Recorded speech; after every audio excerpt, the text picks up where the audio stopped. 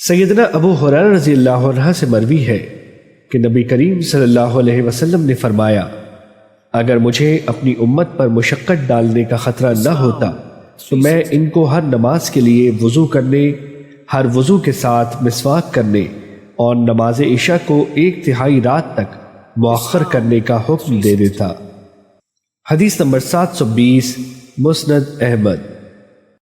سیدنا انس بن مالک رضی اللہ عنہ بیان کرتے ہیں کہ جب عورت حائضہ ہو جاتی تو یہودی لوگ نہ اس کے ساتھ کھاتے تھے اور نہ اس کے ساتھ ہم بستری کرتے تھے۔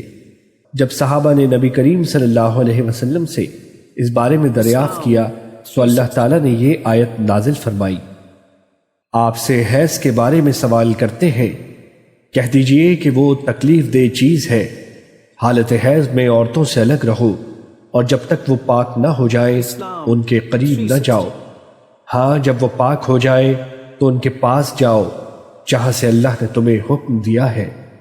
اللہ بہت توبہ کرنے والوں سے محبت کرتا ہے اور بہت پاک رہنے والوں سے محبت فرماتا ہے۔ سورہ بقرہ آیت نمبر 222۔ آپ صلی اللہ علیہ وسلم نے فرمایا، ہم بستری کے علاوہ ہر چیز کر سکتے ہو۔ حدیث نمبر 930 مسند احمد۔